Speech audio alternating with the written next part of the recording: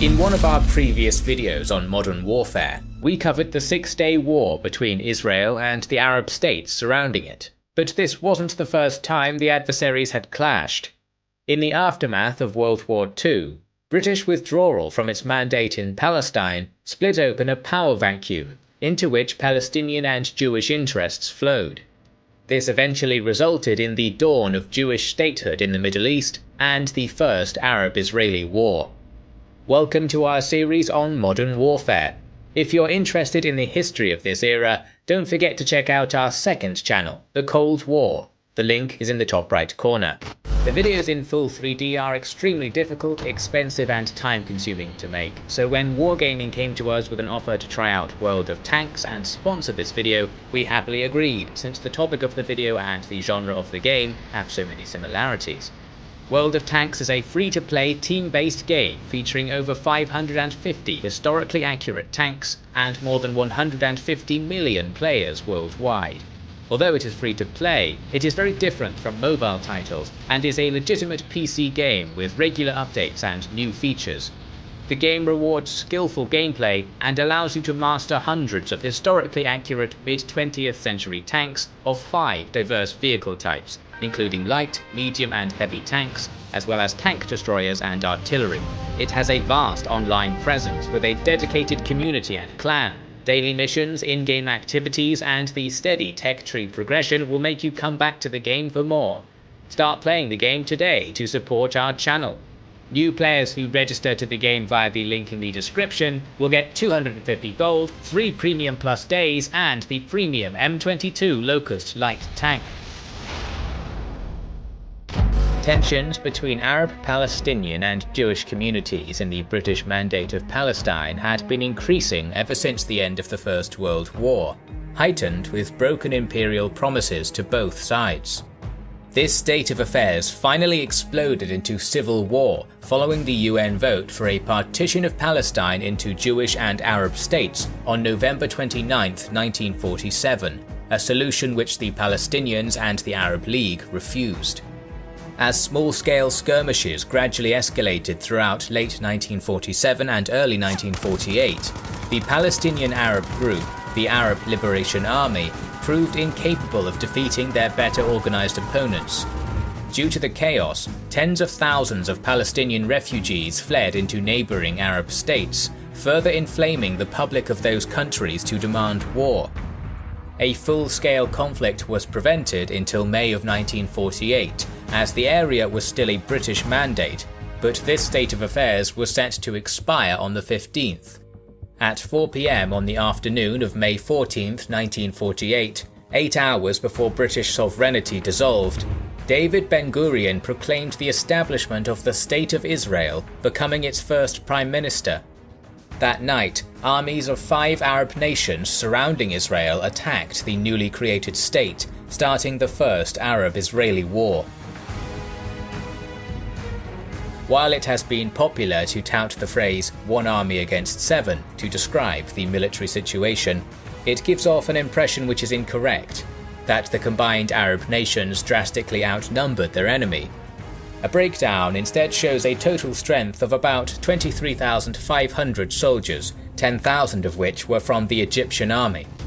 Egypt possessed the most extensive military establishment in the region, which had also been supplied and trained by Britain. Their ground forces were organized into 3 infantry brigades, 1 tank brigade comprised of 50 tanks, and 3 artillery battalions armed with 65 howitzer artillery pieces. In the air, Egypt could field 5 squadrons of 18 fighting aircraft each and 1 transport squadron. Iraq appeared similarly powerful on the surface, but only sent 3,000 men in the initial attack. The bulk of Iraqi ground forces were structured in 3 divisions, 2 infantry and 1 training division, supported by an armoured battalion of 15 to 20 tanks and 70 to 80 artillery pieces.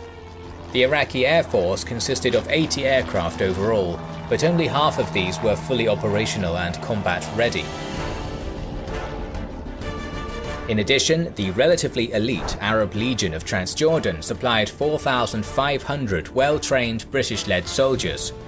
3,000 more came from Lebanon, 3,000 from Syria, and a token contingent from Saudi Arabia. In comparison to the efforts of their Arab enemies, the Israelis had mobilized almost their entire resource base and able-bodied population for the conflict, having, according to Ben-Gurion's diary, 29,677 troops at the outbreak of the war. Israel had only 3 Sherman tanks at the start of the conflict. On the southern front, Egyptian forces launched thrusts across the border from eastern Sinai in a 3-pronged assault. The Egyptian command, under the authority of General Ahmed Ali al-Mawawi, believed it necessary to capture a number of strongpoints in order to secure the rear lines. To this end, forces were committed to assault and capture a number of Jewish communities in the northern Negev region, known plurally as kibbutzim. The first target was Kfar Darum, a religious site 10 kilometers to the south of Gaza. This settlement had already withstood an attack by fighters of the Muslim Brothers group, and now it came under attack from the Egyptian army. After an initial artillery barrage, 8 tanks followed by infantry approached Kfar Darum, which retreated in short order after suffering repeated direct hits from the settlement's only Piat projector and being pelted with Molotov cocktails. Similar stiff resistance was faced at the neighbouring kibbutz of Nirim, where around 40 entrenched Israeli defenders managed to repel sustained assaults from 1,000 Egyptian troops supported by artillery and mortar fire. Both settlements were eventually bypassed for fear of stalling the main thrust. As these initial ground attacks were going on, airfields around Tel Aviv were attacked by Egyptian Spitfires, causing heavy economic and morale damage. However, the fortune of Egypt's pilots soon turned due to improving Israeli air defense and an accidental strike on the British-held Ramat David airfield, which led to heavy losses at the hands of British fighter aircraft. By the end of May, almost all of the Spitfire squadron's planes and a significant number of its best pilots were lost. On land, a meticulously planned offensive was launched against the kibbutz of Yad Mordecai, which was situated atop a hill which held a dominating position over the main coastal road. Its defenders held out for 5 days and inflicted heavy casualties before falling back. The advancing Egyptian column aiming for Tel Aviv came to a halt around 30 kilometers south of the city at a place called Izdad, where it dug in. Just before sunset on May 29th, the newly formed Israeli Defense Forces launched Operation Pleshet, beginning with an air attack by a squadron of 4 recently imported Czech Avia S-199s. They strafed Izdad in an assault which, while being ineffective conventionally, had a drastic impact on morale. The Israelis were elated that they now had air capability, while the Egyptians were extremely unnerved by the threat of future attacks from above. The next blow was struck on the ground.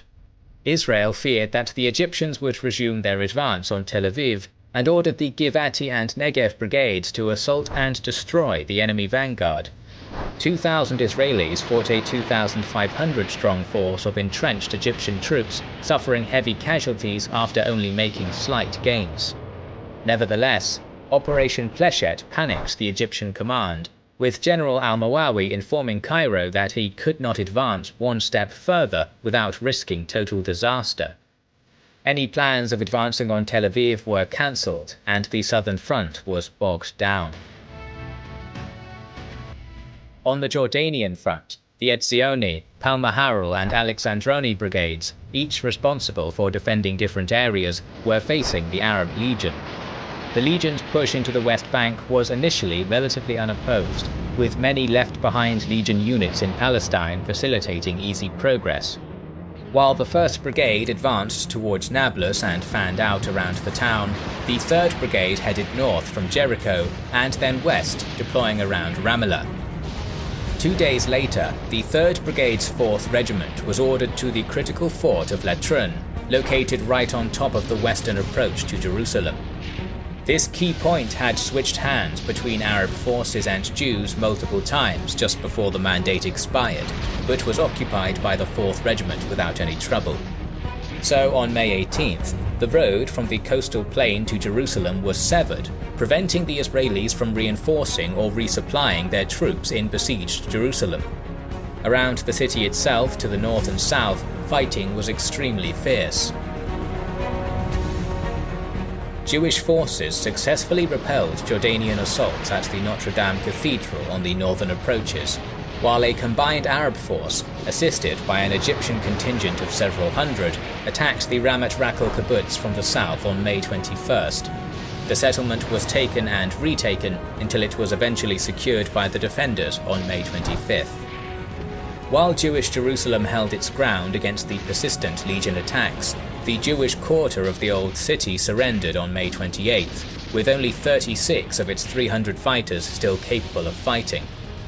Under the terms of surrender, civilians were allowed to leave for Israeli-held West Jerusalem, while soldiers and men of fighting age would become prisoners of war. The professional legionnaires protected them against the locals, even using lethal force, escorting their defeated foe to safety. Realizing the situation in the Holy City was worsening, Prime Minister Ben-Gurion ordered Israeli forces to assault the legion-garrisoned Letron fort and break through to Jerusalem. On May 25th, May 30th and June 9th, the IDF launched ultimately disastrous assaults, often by untrained troops against entrenched Jordanian fighters.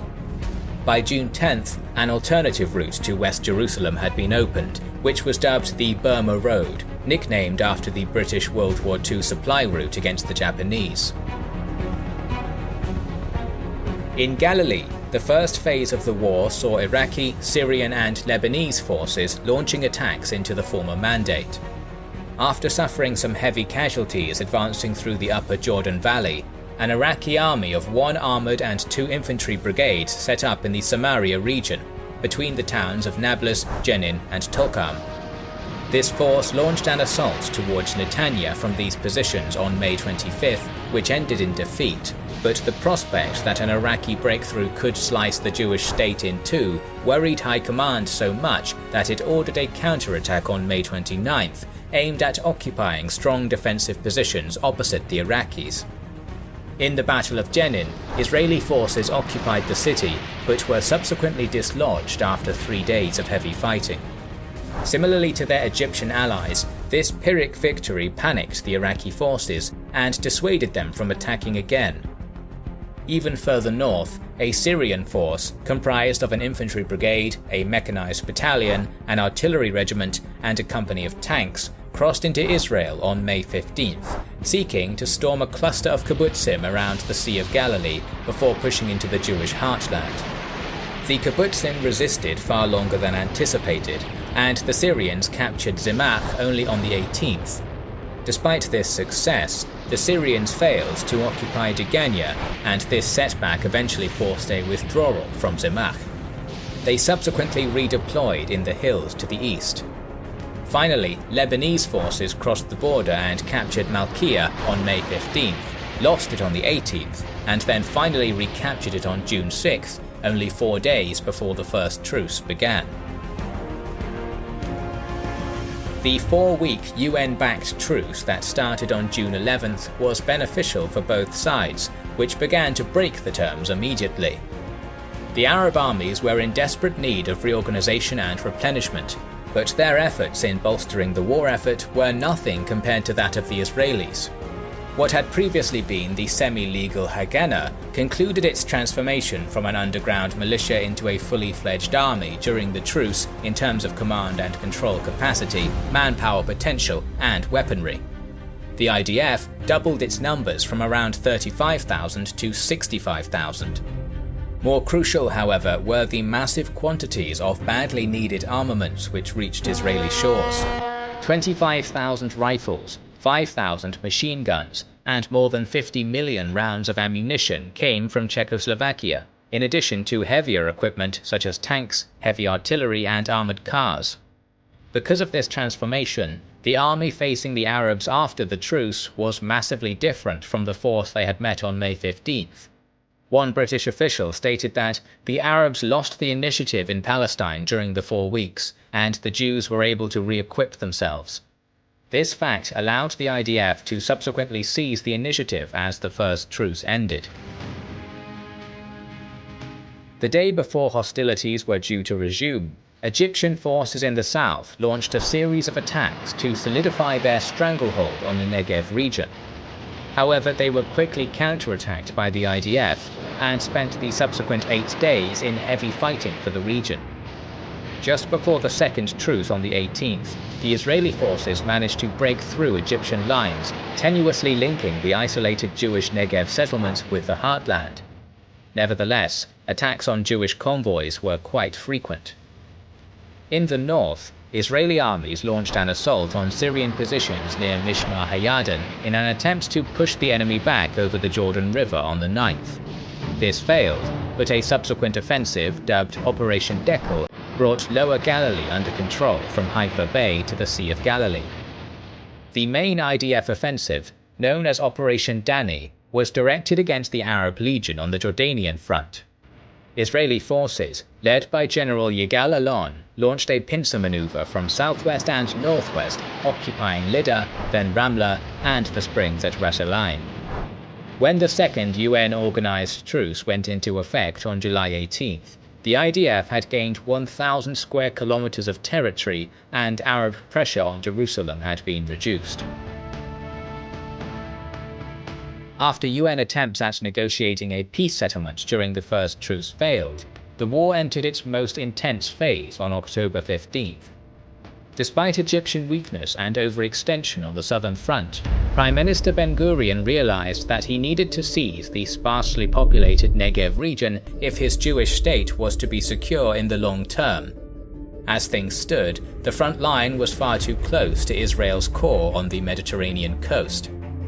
Under the command of General Yigal Allon, Operation Yoav was planned, involving 3 infantry brigades with artillery and air support. Facing them was a 15,000-strong, well-fortified Egyptian army which possessed heavy firepower. Nevertheless, despite its good position, their lack of defensive depth was a vulnerability. At 6 p.m. on the 15th, the Israeli Air Force of 4 Czech Avia S-199s, 7 Spitfires, and 3 B-17 bombers hit the Egyptian airfield at El Arish and key targets in Gaza and Majdal from above. This air attack achieved complete surprise, and the IAF's superior airmen would subsequently ensure superiority in the skies through the operation. Unfortunately, some of the bombing runs were off target, and many refugees were accidentally killed at the village of Al-Jura, one of many occasions civilians would become unintentional casualties during this war. The ground attack of Yoav began in the evening, with multiple thrusts into Egyptian lines. Fighting continued for around a week, and by the time it was over on the 22nd, the Israelis had driven the Egyptians from their coastal positions from Isdod to Gaza and expelled them from the Judean and Hebron hills. Their extended line of defense had been shattered, and the capital of Negev, Beersheba, fell to the IDF. To make the Egyptian situation worse, an entire 4,000-strong brigade had been trapped in what would come to be known as the Fallujah Pocket. They would stay trapped for the remainder of the war. On the seas, minor battles took place between Israeli and Egyptian corvettes near Majdal. However, a more significant operation on the 22nd saw an IDF commando group use explosive-packed boats to ram the Egyptian flagship Emir Farouk, sinking it and damaging its minesweeper escort. Buoyed by their successes in the south, Operation Hiram was launched in Galilee by 4 infantry brigades led by General Moshe Carmel.